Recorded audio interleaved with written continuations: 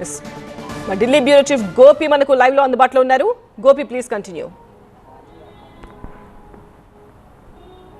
Yes sir, సరైన ఆధారాలను produce చేయడంలో అలాగే సిబిఐ దాఖలు చేసిన ఛార్జ్ షీట్ని ముఖ్యంగా పరిగణలోకి తీసుకునేందుకు, వారిపై మోపిన అభియోగాలను పరిగణలోకి తీసుకునేందుకు రౌజ్ అవెన్యూ కోర్టు నిరాకరించడం జరిగింది. లిక్కర్ పాలసీలో ఇటు మద్యం తయారీ అలాగే అమ్మకందారులకు లబ్ధి చేకూర్చే విధంగా పాలసీలో మార్పులు చేర్పులు చేశారు, నిబంధనలకు విరుద్ధంగా ఇవన్నీ జరిగాయి అని చెప్పి లెఫ్టినెంట్ గవర్నర్ ఇటు సిబిఐకి రిఫర్ చేయడం జరిగింది ఈ కేసుని. సో అక్కడి నుంచి ఎన్ఫోర్స్మెంట్ డైరెక్టరేట్ ఈ కేసులో ఇన్వాల్వ్ అవ్వడం జరిగింది. సో ఎన్ఫోర్స్మెంట్ డైరెక్టరేట్కి సంబంధించిన కేసు కూడా కొనసాగుతుంది. గతంలో సుదీర్ఘంగా కవిత కూడా ఈ కేసులో అరెస్ట్ అయి తీహార్ జైల్లో ఉన్న పరిస్థితి. సో ఇప్పుడు బీఆర్ఎస్ మాజీ ఎమ్మెల్సీ కవితకు కూడా ఈ కేసులో ఊరట లభించింది. సిబిఐ కేసులో ఆవిడకు సంబంధించిన ఆడిటర్ బుచ్చిబాబుకు సంబంధించి అలాగే ఈ కేసులో నిందితులుగా ఉన్న 23 మందిని ఈ కేసు నుంచి డిశ్చార్జ్ చేయడం జరిగింది. సో న్యాయం గెలిచింది, సత్యం గెలిచింది అని చెప్పి కేజ్రీవాల్ ఇప్పటికే ఈ కేసుకు సంబంధించి రౌజ్ అవెన్యూ కోర్టు న్యాయమూర్తి జితేంద్ర సింగ్ ఇచ్చిన తీర్పు పైన ఆయన స్పందించడం జరిగింది. సిబిఐ ముఖ్యంగా నిందితులు ఇచ్చిన వాంగ్మూలాలు కానీ ఇటు ఛార్జ్షీట్లో పేర్కొన్న అంశాలు కానీ వాటికి సంబంధించిన ఆధారాలను ప్రొడ్యూస్ చేయడంలో విఫలమైంది అని చెప్పి ఇటు కోర్టు పేర్కొనడం జరిగింది. 45 రోజుల పాటు ఆధారాలు ప్రొడ్యూస్ చేయడంలో సిబిఐ విఫలమైంది అంటే సరైన ఆధారాలు లేవా సిబిఐ దగ్గర? ఎస్ నిందితులు ఇచ్చిన వాంగ్మూలాలను అలాగే ఈ కేసులో ఒకరితో ఒకరికి ఇంటర్లింక్గా ఈ కేసు ముఖ్యంగా ముందుకు సాగుతూ వచ్చింది. ఈ కేసు దర్యాప్తులో అనేక మందిని అరెస్ట్ చేస్తూ వచ్చారు. సో వారికి సంబంధించిన ఆధారాలను ప్రొడ్యూస్ చేయడంలో సిబిఐ విఫలమైంది అని చెప్పి ఈరోజు కోర్టు పేర్కొనడం జరిగింది. ముఖ్యంగా లిక్కర్ తయారీ కంపెనీలు అలాగే వాళ్లే ముఖ్యంగా అమ్మకందారులుగా కూడా ఇందులో భాగస్వాములుగా ఉన్నారు.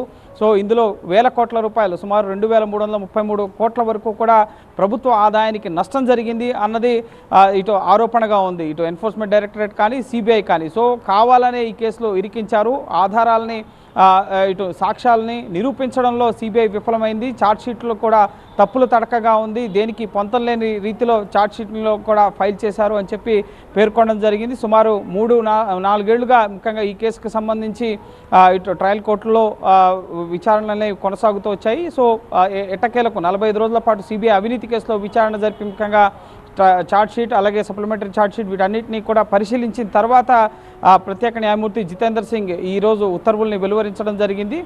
ఇటు మీరు కేసులో తప్పుడుగా ఇరికించారు, ఆధారాలు సాక్ష్యాలను పరిశీలించకుండానే వాళ్ళని అరెస్ట్ చేశారు అన్న వ్యాఖ్యలను కూడా ఈరోజు trial court Rouse Avenue court చేయడం జరిగింది. సో ఖచ్చితంగా దీనిపైన సిబిఐ ఒకవేళ తమ వద్ద ఆధారాలు ఉన్నాయి, ట్రయల్ కోర్టు ఇచ్చిన తీర్పు సమంజసంగా లేదు అని భావిస్తే కనుక తదుపరి హైకోర్టుకి సుప్రీంకోర్టుకు కూడా వెళ్ళే అవకాశాలు ఉంటాయి. కాబట్టి సో ఇది ముఖ్యంగా ఈ కేసులో ఇక్కడతో సిబిఐ ఈ కేసు ఇన్వెస్టిగేషన్కి సంబంధించి ట్రయల్ కోర్టు ఇచ్చిన తీర్పుని ముఖ్యంగా అంగీకరిస్తుందా లేక తమ వద్ద ఉన్న ఆధారాలతో ఈ తీర్పును సవాల్ చేస్తూ హైకోర్టు లేదా సుప్రీంకోర్టుకి ఆశ్రయిస్తుందా అనేది కూడా మనం వేచి చూడాల్సి ఉంటుంది. కానీ ప్రాథమికంగా మాత్రం అన్ని అంశాలను పరిగణించిన తర్వాతనే ఇటు రౌజ్ అవెన్యూ కోర్టు ఛార్జ్షీట్లో ఉన్న అభియోగాలకు సంబంధించి వారిపై మోపిన అభియోగ పత్రాన్ని పరిగణలోకి తీసుకునేందుకు నిరాకరించడం జరిగింది. అలాగే ఈ కేసులో తప్పుడుగా ఈ కేసులో ఉన్న వారందరినీ కూడా ఇరికించారు, సరైన ఆధారాలు సాక్ష్యాలు లేకుండానే సిబిఐ ముందుకు ప్రొసీడ్ అయింది అన్న విషయాలను కూడా ఈరోజు కోర్టు స్పష్టం చేయడం జరిగింది. ఇది కేవలం ముఖ్యంగా పొలిటికల్గా కూడా చాలా పరిణామాలు చోటు చేసుకున్నాయి. ఇటు తెలంగాణ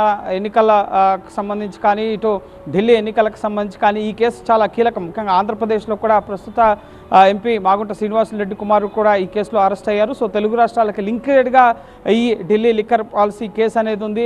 తెలుగు రాష్ట్రాలకు సంబంధించి శరత్ చంద్ర మరికొంతమంది కూడా తెలుగు రాష్ట్రాలకు సంబంధించిన వారు కవిత ఆడిటర్ బుచ్చిబాబు అలాగే మరికొంతమంది అరెస్ట్ అవ్వడం జరిగింది. సో ఈ కేసులో ఇప్పుడు ఈడీ కేసులో ఎటువంటి పరిణామాలు చోటు చేసుకుంటాయనేది మనం వేచి చూడాల్సి ఉంటుంది. ఎందుకంటే ఇది సిబిఐ కేసు, సిబిఐ ఈడీ ప్యారలల్గా ఈ కేసు ఇన్వెస్టిగేషన్ చేస్తున్నాయి. సో ఈ 2 కేసుల్లో కూడా కవిత గతంలో రిమాండ్ని అలాగే జైలుకు వెళ్ళిన సందర్భాలు ఉన్నాయి. కాబట్టి సో ఈ సిబిఐ కేసు వరకు ఇప్పటి వరకు ట్రయల్ కోర్టు ఇచ్చిన ఉత్తర్వుల ప్రకారం కవిత పాటు ఈ కేసులో ఇన్వాల్వ్ అయి ఉన్న వాళ్ళకి ఊరట లభించడం జరిగింది. అది ఢిల్లీ సీఎం ఇటు కేజ్రీవాల్, ఢిల్లీ మాజీ సీఎం కేజ్రీవాల్ కానీ, మాజీ ఉప ముఖ్యమంత్రి మనీష్ సిసోడియా కానీ, ఇటు దుర్గేష్ పాఠక్ కానీ, ఇంకా చాలామంది ఇక్కడ ఉన్న సమీర్ మహేంద్రు అలాగే ఎవరైతే L1 లైసెన్సులు కలిగి ఉండి బిజినెస్లో ఇన్వాల్వ్ అయి ఉన్న వాళ్ళు ఉన్నారు. సో వారిని చాలామందిని కోర్టు ఇటు సిబిఐ అరెస్ట్ చేయడం జరిగింది. సో వారందరికీ కూడా ఈరోజు ట్రయల్ కోర్టు ఉత్తర్వులతో ఊరట లభించినట్టయింది. సిబిఐ కేసును కొట్టివేస్తూ ఈరోజు రౌజ్ అవెన్యూ కోర్టు తీర్పును వెలువరించడం జరిగింది. సో ఖచ్చితంగా దీనిపైన ముఖ్యంగా రాజకీయంగా తన దూకుడిని పెంచే అవకాశం ఉంది. ఇటు ఢిల్లీలో అరవింద్ కేజ్రీవాల్, మనీష్ సిసోడియా కానీ, తెలంగాణలో బీఆర్ఎస్ మాజీ ఎమ్మెల్సీ కవిత కానీ ఖచ్చితంగా ఈ కేసు ముఖ్యంగా రౌజ్ అవెన్యూ కోర్టు ఇచ్చిన తీర్పుకు సంబంధించి ఖచ్చితంగా వాళ్ళు రెస్పాండ్ అయ్యే అవకాశం ఉంది. దర్యాప్తు సంస్థల దుర్వినియోగం జరుగుతుందని చెప్పి మొదటి నుంచి కూడా విపక్ష పార్టీలకు సంబంధించిన నేతలు చెప్తూ వస్తున్నారు. ఈరోజు వచ్చిన తీర్పుతో ముఖ్యంగా తమ ఆరోపణలకు బలం చేకూరుతుంది అన్న విషయాన్ని కూడా ప్రజల్లోకి తీసుకెళ్లే ప్రయత్నం వీళ్ళు చేసే అవకాశం ఉంది. సో ఎట్టకేలకు సుదీర్ఘ విచారణలు అలాగే ఛార్జ్షీట్లు ముఖ్యంగా వీటన్నిటి తర్వాత ట్రయల్ కోర్టు ఈ కేసులో ఒక కన్క్లూజన్కి రావడం జరిగింది. సిబిఐ ఎటువంటి ఆధారాలు లేకుండానే ఇరికించే దిశలో ఈ కేసులో ఉన్న వాళ్ళందరినీ కూడా అరెస్ట్ చేశారు.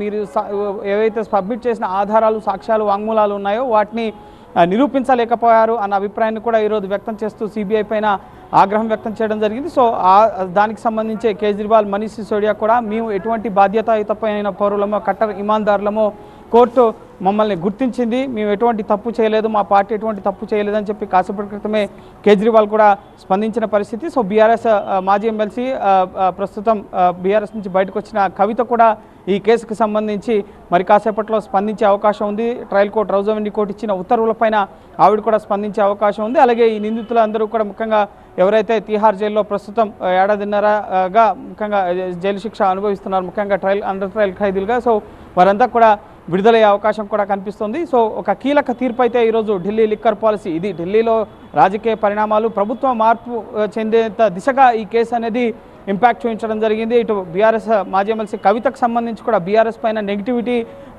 ప్రచారానికి సంబంధించి కూడా ఈ కేసు ఎంతగానో ముఖ్యంగా ప్రాముఖ్యత చెందిన పరిస్థితి ఉంది. కాబట్టి సో ఖచ్చితంగా ఈ కేసు తీర్పుని ఈ నేతలు ప్రజల్లోకి తీసుకెళ్లే అవకాశం అయితే కనిపిస్తోంది. గోపికృష్ణ, రౌజ్ అవెన్యూ కోర్టు తీర్పు తర్వాత సిబిఐ ముందున్న ఆప్షన్స్ ఏంటి, ఏం చేయబోతోంది సిబిఐ? ఎస్, ఈ తీర్పుని నెక్స్ట్ హైకోర్టులో సవాల్ చేసే అవకాశం ఉంటుంది. తీర్పు కాపీ వచ్చిన తర్వాత ఏ అంశాలని ట్రయల్ కోర్టు పరిగణలోకి తీసుకోలేదు.